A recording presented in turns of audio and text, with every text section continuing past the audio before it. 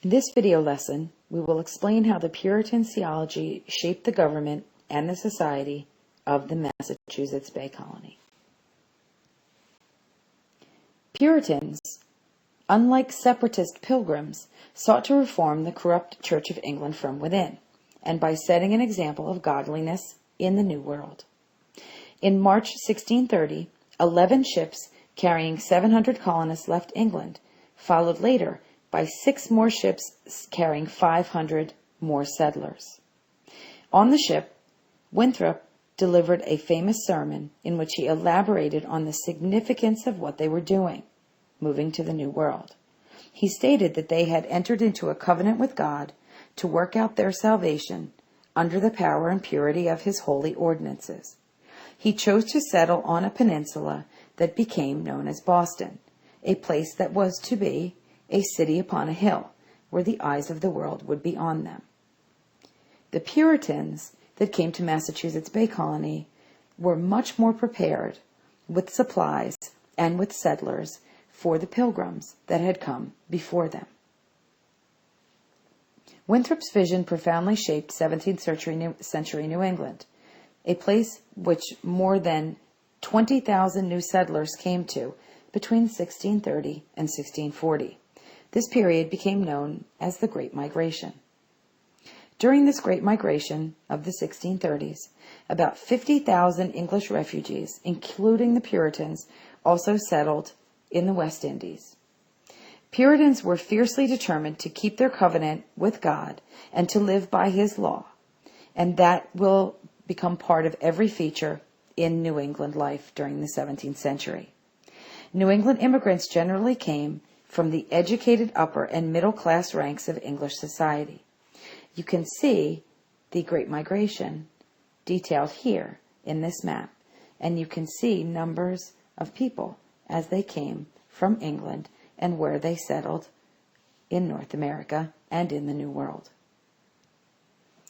In constant contrast to the Chesapeake region, most New England immigrants arrived as families, not separate individuals.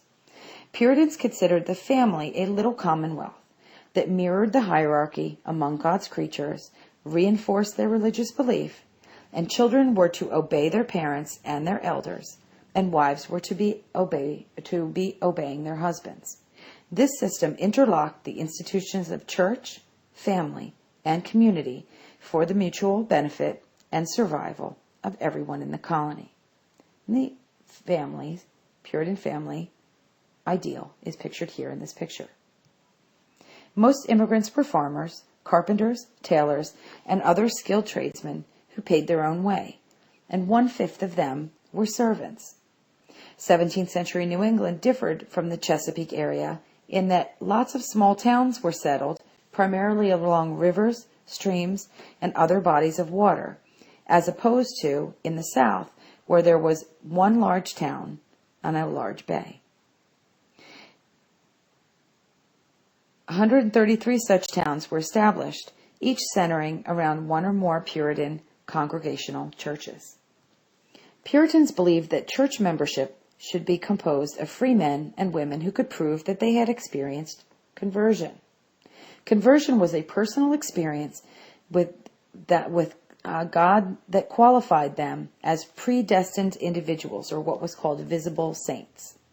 America's first book, the Puritan Whole Book of Psalms, faithfully translated into English in 1640. These visible saints, having entered into a covenant with God, were to lead exemplary lives as reminders to believers and non-believers alike.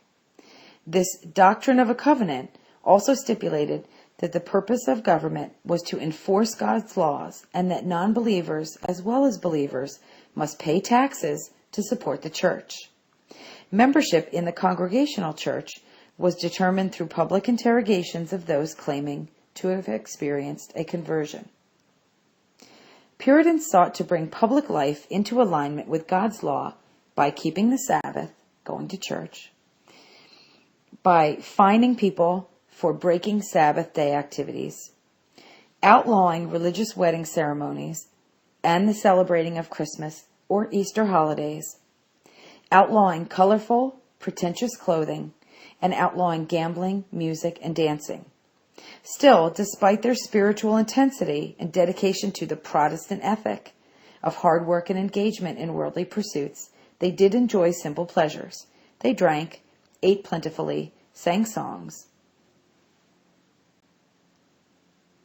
Moreover, despite the importance of religion in Puritan life, churches had no direct role in civil government. They wanted to keep the church separate from the corrupting influence of government, the earliest example of separation between church and state. The Bay Colony's royal charter permitted the colony's stockholders to meet as a general court to make laws, govern its affairs. In 1631, the General Court ruled that only freemen could vote in annual elections for governor, deputy governor, representative members of the General Court, and other colonial officials. When the General Court grew too large, as more settlers moved in and new towns were established, it was modified so that each town sent 2 representatives to the colony's legislative assembly.